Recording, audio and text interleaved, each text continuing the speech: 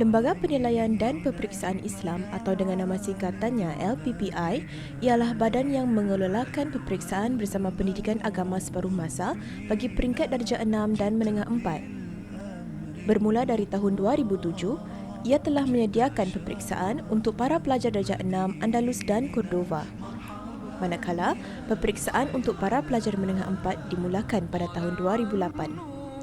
Peperiksaan ini juga turut dibuka kepada semua agensi pendidikan kelolaan masjid, Persatuan Islam dan agensi swasta.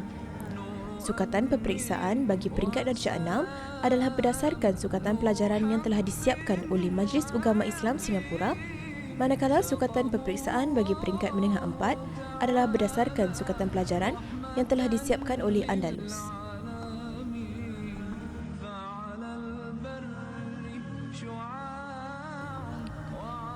Matlamat peperiksaan semestinya dipadankan dengan matlamat pendidikan itu sendiri.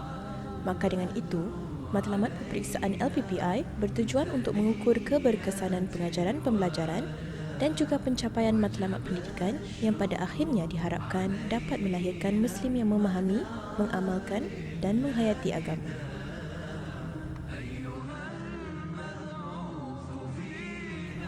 Terdapat 5 mata pelajaran peperiksaan yang akan diduduki pelajar darjah 6. Al-Quran, Wuduk dan Salat, Dianah, Sirah dan Lughah. Manakala untuk peringkat menengah 4, terdapat 6 mata pelajaran peperiksaan yang akan diduduki pelajar. Akidah Islamiyah, Sejarah Islam, Akhlak Islamiyah, Fiqh Islami, Bahasa Arab, Tajwid dan Al-Quran.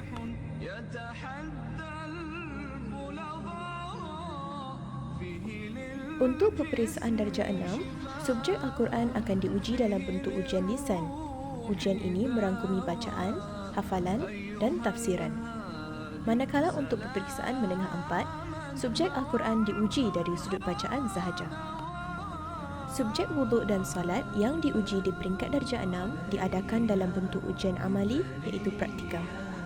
Ujian amali ini memberi fokus kepada perbuatan dan pergerakan semasa berwuduk dan bersolat. Ia juga turut menguji bacaan semasa berwuduk dan bersolat. Manakala subjek-subjek yang lainnya diuji dalam bentuk ujian bertulis. Subjek-subjek di peringkat darjah 6 ialah Dianah, Sirah dan Lughah.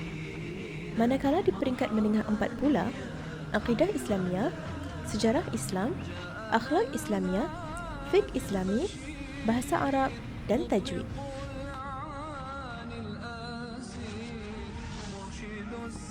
Di peringkat darjah 6, ujian bertulis terbahagi kepada 3 bahagian.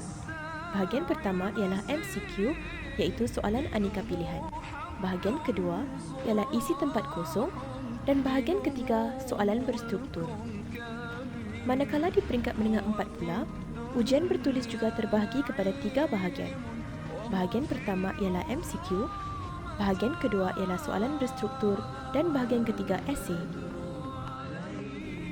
Kesemua bahagian soalan ini mengandungi 3 jenis kemahiran berfikir iaitu pertama, menghafal dan mengingat kembali fakta, hukum dan peristiwa.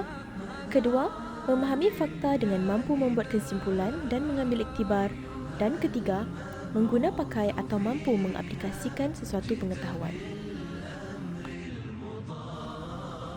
Sejajar dengan matlamat pendidikan, kesemua jenis penilaian ini diharapkan dapat mengukur tahap pengetahuan, kefahaman dan kebolehan pelajar untuk mengaplikasikan hukum, konsep dan prinsip di dalam sesuatu situasi.